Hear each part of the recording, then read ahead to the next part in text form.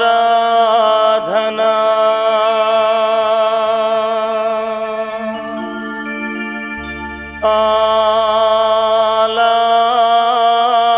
ఆలాపనా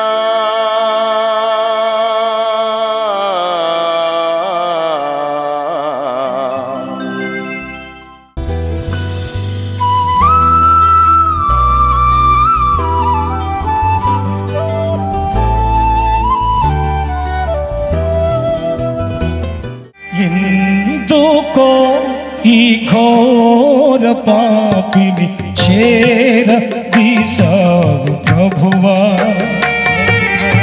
ఏముంది నాలో ఈ పరిశుద్ధత లేదే, అయినా నన్ను ప్రేమించితివే. ఎందుకో ఈ ఘోర పాపిని చేరదీశావు ప్రభువా. జగద్రక్షకుడును కారణ జన్ముడైనటువంటి యేసు క్రీస్తు పరిశుద్ధ నామమున శుభవందనములు తెలియజేస్తూ ఉన్నాం. ఆరాధన కార్యక్రమానికి మిమ్మల్ని అందరిని కూడా సాదరంగా ఆహ్వానిస్తూ ఉన్నాం. దయచేసి ఈ కార్యక్రమానికి మీరు ఈ సమయంలో ఎంతో సిద్ధపడి మరి మీ యొక్క వాక్యం పట్ల మీకున్న ఆసక్తిని కనుపరుస్తున్నందుకు ప్రత్యేకమైనటువంటి వందనాలు తెలియజేస్తున్నాను.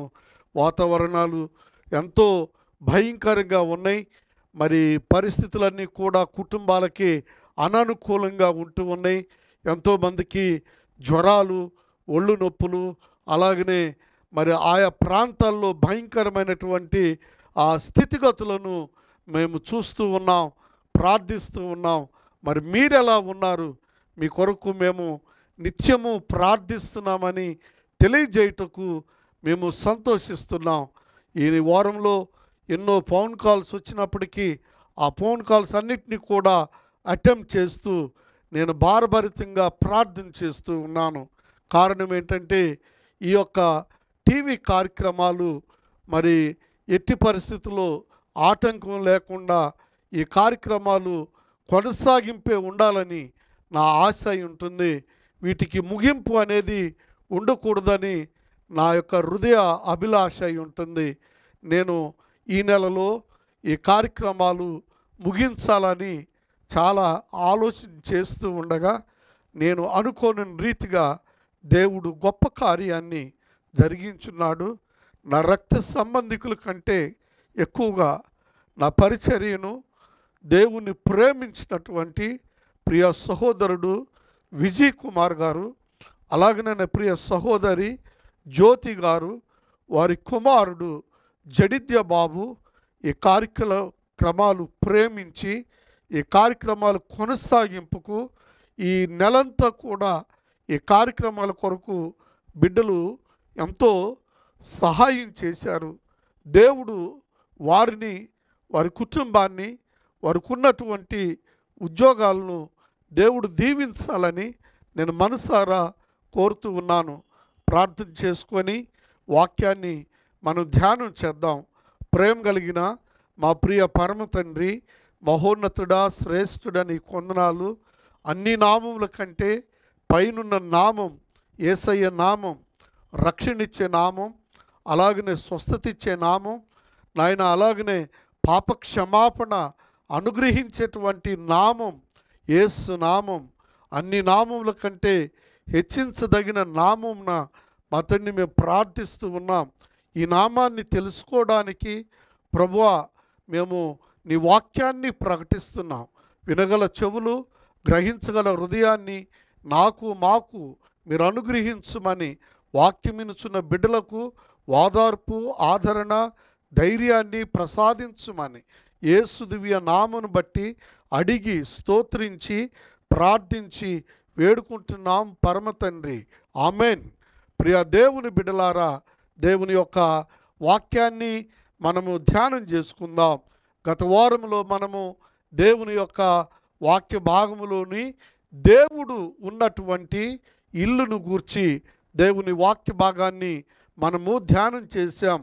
కానా విందులో అనగా గలిలయలోని కానా అనేటువంటి గ్రామంలో వివాహం జరుగుతుండగా ఆ వివాహమునకు యేసు ప్రభువారు, ఆమె తల్లి అయినటువంటి మరియా, అలాగనే ఆయన శిష్యులు అక్కడికి ఆహ్వానించబడ్డారు. ఆ విందు భోజనములో కొరత ఉండగా యేసు ప్రభువారు మరి 6 రాతి బాణల్లో నీళ్లను నింపితే నీళ్లను ద్రాక్షారసంగా మార్చిన సత్యాన్ని గత వారము మనము ధ్యానం చేశాం. అలాగనే యేసు ప్రభువారు పరిసయ్యుని యొక్క గృహంలో భోజన పంక్తిలో కూర్చొని ఉండగా పాపాత్మురాలైనటువంటి స్త్రీ యేసు ప్రభువునకు తన ఖరీదైనటువంటి అత్తరును, అనగా జటమాంసి అత్తరును ఆయన కొరకు పగలగొట్టి ఆయన పాదముల మీద పోసి, అలాగనే ఆయన పాదములను తన విలువైనటువంటి కురులతో శుభ్రము చేసినటువంటి ఆ స్త్రీ పాపములు క్షమించబడ్డాయని దేవుని వాక్యము మనం నేర్చుకున్నాం. మూడవదిగా ఘనురాలైనటువంటి ఆ యొక్క షునేమీరాలు, ఆ దేవుని సేవకుడు ఎలీషా ప్రవక్త ఆ ఇంటికి వస్తూ పోతున్నందువల్ల ఆ సేవకునికి ఆమె మేడ మీద గృహమును కట్టి దీపస్తంభము, మంచము, అలాగనే టేబుల్ ఏర్పాటు చేసినందువల్ల ఆ ఇంట్లో ఉన్నటువంటి లోటంతా కూడా తీర్చబడింది. దేవుడు ఆమెకి కుమారుని అనుగ్రహించున్నాడని మనం నేర్చుకున్నాం. ఈరోజు దేవుని యొక్క వాక్య భాగంలో మరీ శ్రేష్టమైనటువంటి విషయాలు మనము ధ్యానించబోతూ ఉన్నాం. వినగల చెవులు, గ్రహించగల హృదయంతో ఈ వాక్య భాగాలు మీరు అర్థం చేసుకోవాలని నేను ఆశపడుతూ ఉన్నాను. శ్రేష్టమైన వాక్య భాగాలు ధ్యానం మీ దగ్గరికి తీసుకురావాలని నాకెంతో ఆశ ఉన్నది. నా పరిస్థితులు నాకు అనుకూలించకపోయినా అననుకూల పరిస్థితుల్లో కూడా ఈ భాగాలు మీ కొరకు నేను ముందుకు తీసుకొని వస్తూ ఉన్నాను. దేవునికి మహిమ ఘనత ఆరోపిస్తూ ఉన్నాను.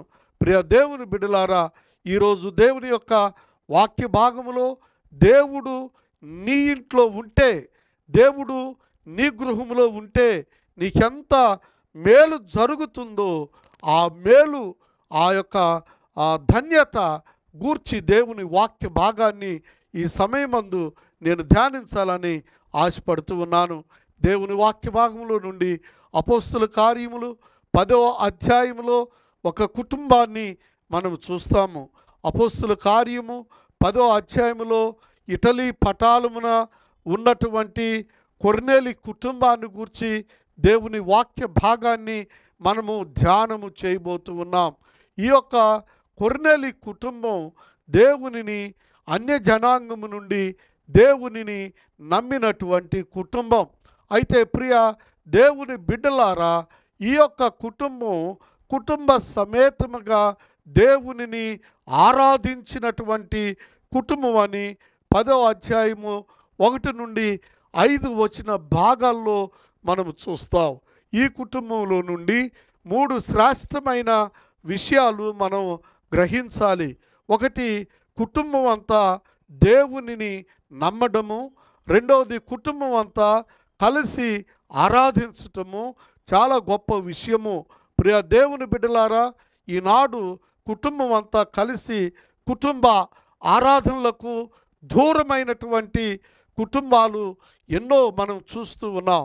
ప్రియ దేవుని బిడ్డలారా, కలిసి ఆరాధించటం, కలిసి దేవుణ్ణి స్తుతించటం, పిల్లలతో కలిసి తల్లిదండ్రులతో కలిసి పిల్లలు ఆరాధించటం అనేది గొప్ప భాగ్యంగా నేను భావిస్తూ ఉన్నాను.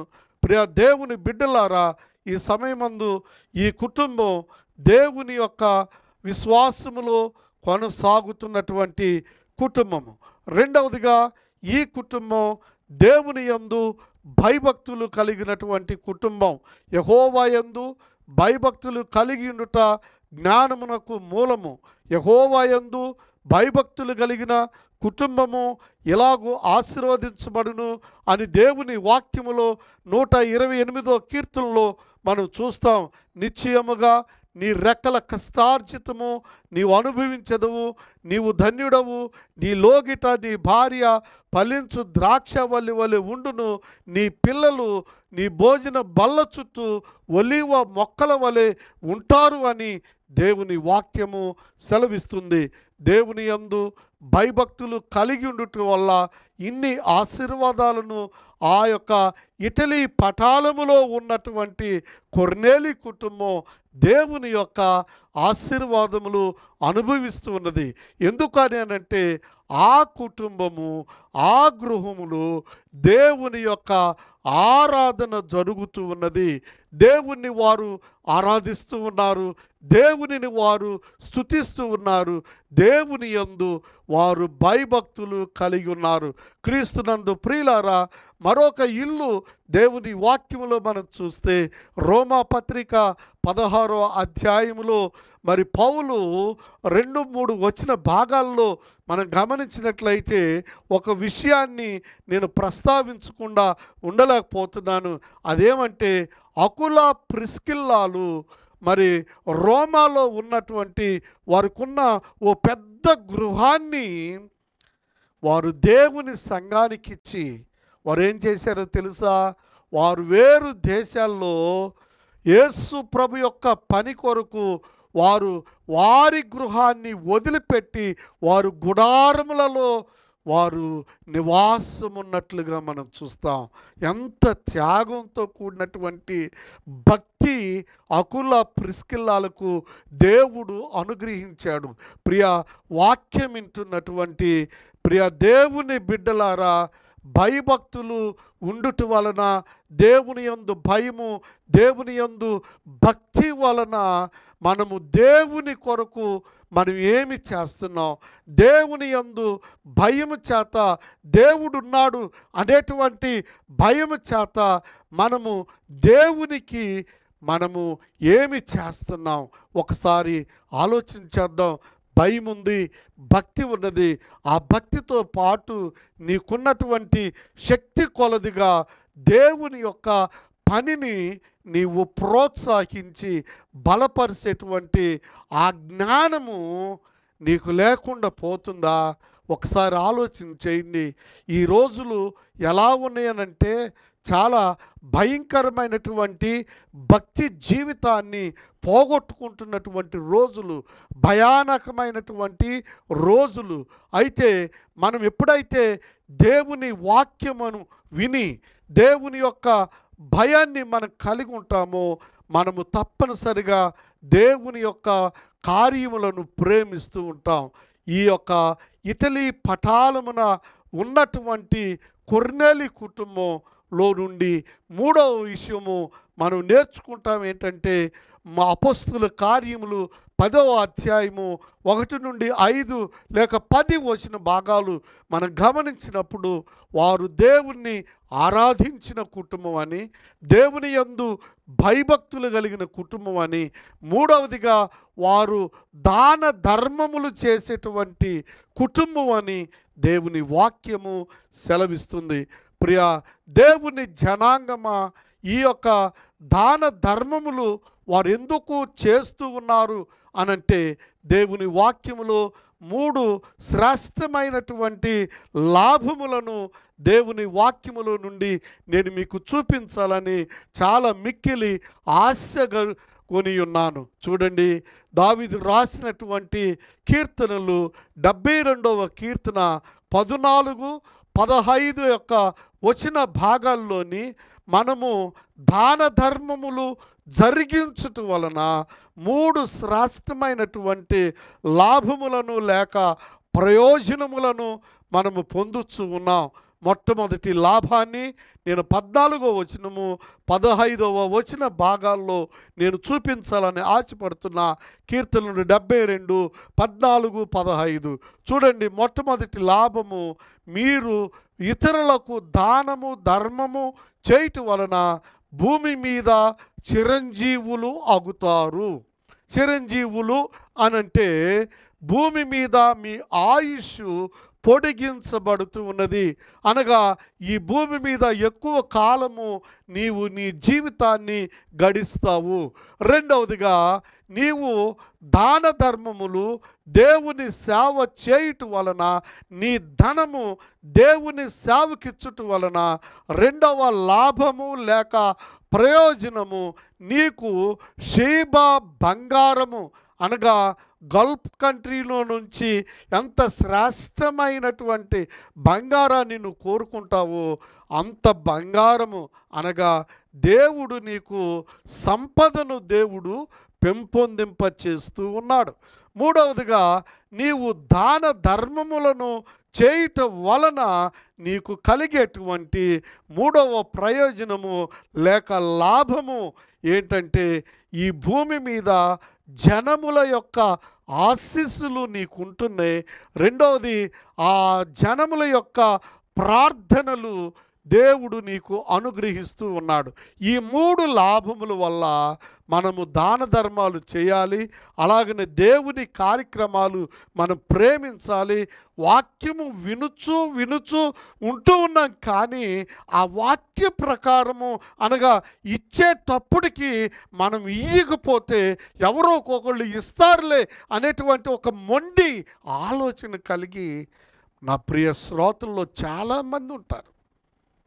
ఎవరు కార్యక్రమాలు దేవునిని కలిగి ఉంటారో, ఎవరు దేవుని యందు భయభక్తులు కలిగి ఉంటారో, ఎవరు దేవుని యందు భయభక్తులు కలిగి ఆరాధిస్తారు, వారిని దేవుడు దీవిస్తూ ఉన్నాడు.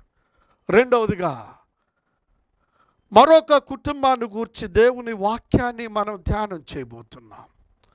ఆ రెండవ కుటుంబం ఏదో తెలుసండి, దేవుని యొక్క బిడ్డలను చేర్చుకొని ఆతిథ్యం ఇచ్చి వాక్యం విన్నటువంటి కుటుంబం. యోహాను శుభవార్త 11వ అధ్యాయంలో మరియా మార్త లాజరు కుటుంబం.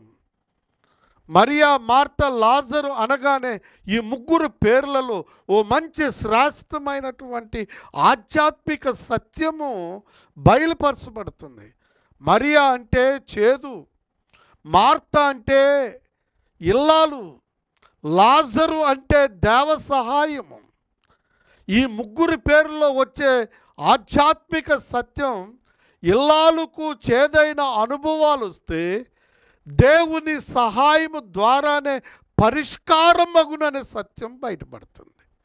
మరి ఇందులో మరియా యేసు ప్రభు పాదముల దగ్గర కూర్చొని వాక్యమునకు ప్రాధాన్యత ఇచ్చింది. మీరు ఈ సమయంలో ఇంత చలికాలం లేదంటే పొద్దున్నే మీరు వాక్యాన్ని ఎలా వింటూ ఉన్నారో, అలాగనే మరియా యేసు ప్రభు పాదముల దగ్గర కూర్చొని ఆధ్యాత్మికమైనటువంటి వాక్యమునకు తాను ఎంతగా విలువిచ్చిందో, ప్రాధాన్యత ఇచ్చిందో వాక్యంలో చెప్పబడింది.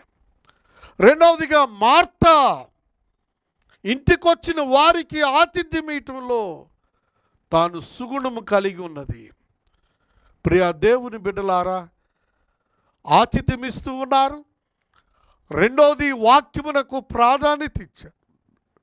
వారి కుటుంబం యేసు ప్రభువుకు ఆయన శిష్యులకు ఆహ్వానము పలికి ఆతిథ్యం ఇచ్చి ప్రభు యొక్క వాక్య భాగములకు వారిచ్చినటువంటి తావును బట్టి, ప్రాధాన్యతను బట్టి వారి సహోదరుడైనటువంటి లాజరు కాయలబడి చనిపోతే ప్రభువారు ఆ ఇంటికి వచ్చి ఆ మరియా మార్త వారిద్దరిని పలకరిస్తూ యేసు ప్రభు పలికిన మాటలు, నాయందు విశ్వాసముంచిన వారు, నాయందు విశ్వాసముంచిన వారు చనిపోయినను మరలా బ్రతుకుదురు. అప్పటికే లాజరును సమాధి చేసి 4 దినాలైపోయింది. అలాంటి పరిస్థితుల్లో మార్తా వెళదాం పద, మరియా మన సహోదరుని ఎక్కడ పాతి పెట్టారు అక్కడికి వెళదామంటే ఇప్పటికే శరీరము కుళ్ళి కృషించిపోతుంది. ప్రభు అన్నారు, నాయందు చనిపోయిన వారు మరలా బ్రతుకుదురు. నేనే పునరుద్ధానమును జీవమును అని తెలియజేశాడు. యేసునందు విశ్వాసముంచి చనిపోయిన వారికి మోక్షరాజ్యమును ప్రసాదించేటువంటి యేసు ప్రభు నీ ఇంట్లో మరణపు వార్త ఉంటే, నీ ఇంట్లో మరణపు వాసన ఉంటే, రోగముల చేత నీవు కుళ్ళి కృషించి బేజారిపోయినటువంటి నీ స్థితిని ఆయన గమనిస్తూ ఉన్నాడు. 38 సంవత్సరాలు పక్షవాయువుతో పడి ఉన్న వాని దగ్గరికి వెళ్ళి, యేసు ప్రభు నువ్వు స్వస్థపడగోరుచున్నావా? అయ్యా నాకు ఇష్టమే, నువ్వు లేచి దిగ్గున నడుము. ఆ యేసు కనుదృష్టి నీ ఇంట్లోకి రావాలి. మరి ఆ యేసు వాక్యం విన్నది. మార్త యేసునకు ఆతిథ్యం ఇచ్చింది. ఈ ఆతిథ్యం ఇచ్చటం వల్ల లాజరు సమాధి దగ్గరికి వెళ్ళి యేసు ప్రభు కన్నీళ్లు విడిచి ఆ కన్నీళ్లతో ఆయన ప్రార్థన చేసి ఉన్నాడు. ఆ ఇంటిలో యేసుకు ఆతిథ్యం ఇచ్చి వాక్యం విన్నందుకు చనిపోయినటువంటి లాజరు బ్రతికి బయటకు వచ్చి ఉన్నాడు. ప్రియులారా, నీ ఇంట్లో నీ దేవుని నామం పేరట నువ్వేం చేస్తున్నావు ఆలోచించి. దేవుని నామం కొరకు నువ్వేం చేస్తున్నావు? దేవుని వాక్యము సెలవిస్తుంది. హెబ్రీ పత్రిక 6:10, మీరు పరిశుద్ధులకు ఉపచారము చేసి ఇంకను ఉపచారము చేయుచుండుట చేత తన నామమును బట్టి చూపిన ప్రేమను మరచుటకు ఆయన అన్యాయస్తుడు కాదు అని రాయబడ్డది. నువ్వేం చేశావో దేవుణ్ణి కదిస్తూ ఉన్నాడు.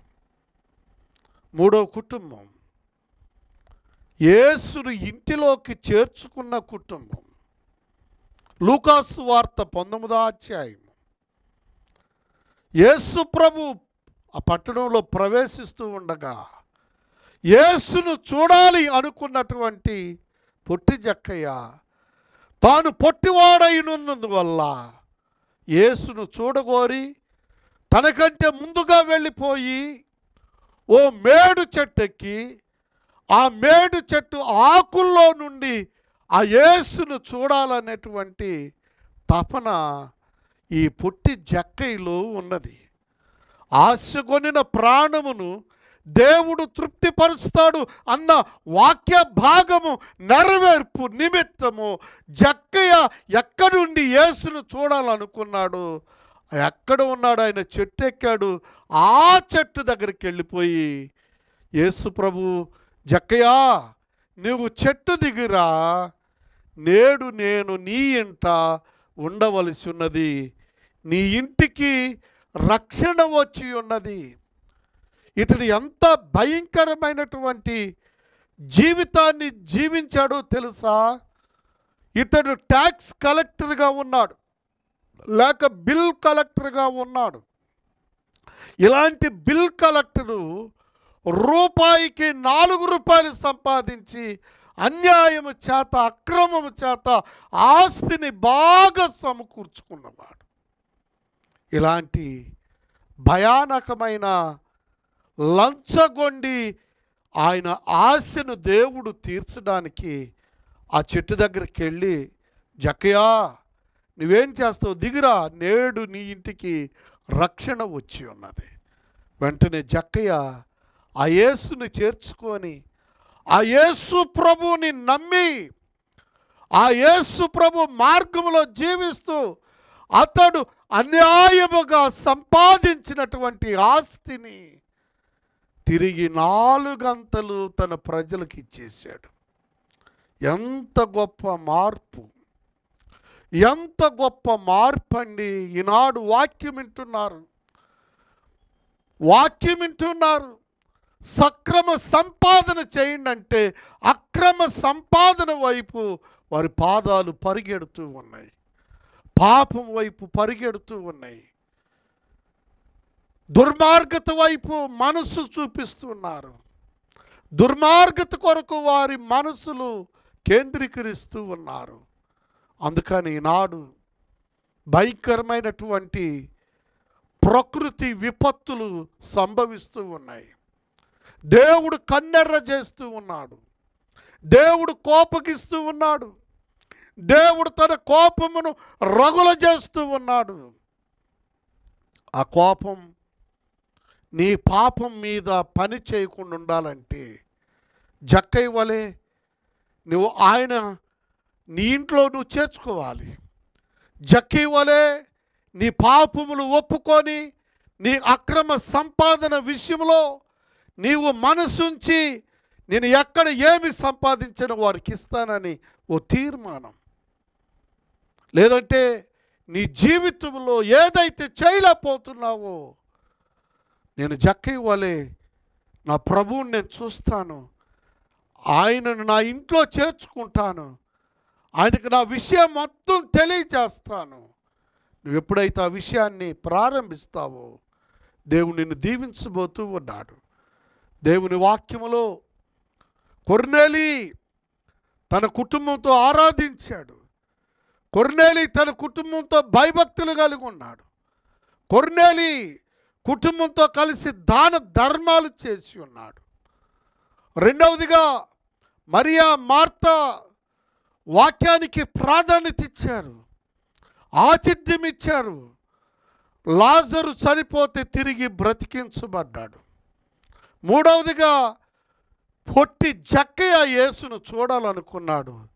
తను ఊహించిన దానికంటే గొప్ప కార్యం జరిగింది. యేసే ఆ ఇంట్లోకి వచ్చి వారి పాపములు క్షమించి ఆ పాపము ద్వారా సంపాదించిన ఆస్తి అంతటిని అమ్మి తిరిగి బీదలకు ఇచ్చేశాడు. నీలో మార్పు వస్తే నీ కుటుంబం దీవించబడుద్ది. నీలో మార్పు వస్తే నువ్వు మోక్షరాజ్యంలో ఉంటావు. ఈ లోకంలో ఉండి ఎంత సంపాదించినా ఒట్టి చేతులతో వెళ్ళవలసిందే, కానీ నువ్వు మోక్షరాజ్యాన్ని సంపాదించుకోలేవు. చిన్న ప్రార్థన చేసుకుందాం.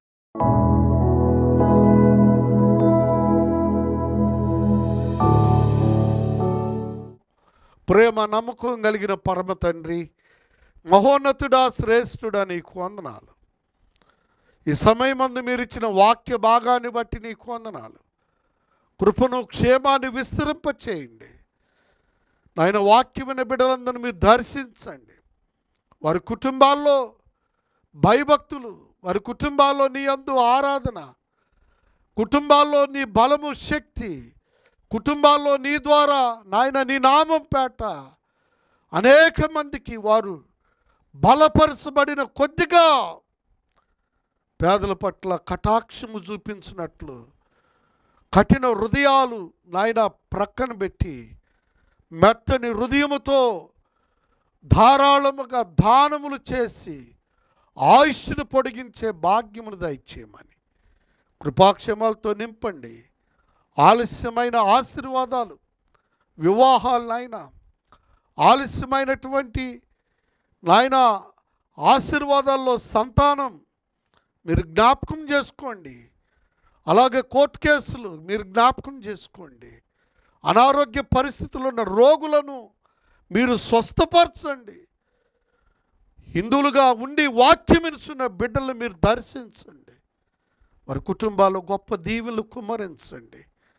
ఈ సమయం ఆ ప్రాంతాల్లో వాక్యం వింటున్న ప్రియ శ్రోతలందరినీ మీరు పేరు పేరు చొప్పున దీవించుమని ఈ కార్యక్రమాన్ని మా కొరకు నాయన ఎంతో త్యాగంతో సమర్పించినటువంటి తమ్ముడు విజయ్ కుమార్, నాయన సహోదరి జ్యోతి జడిత్యాలను మీరు జ్ఞాపకం చేసుకోండి.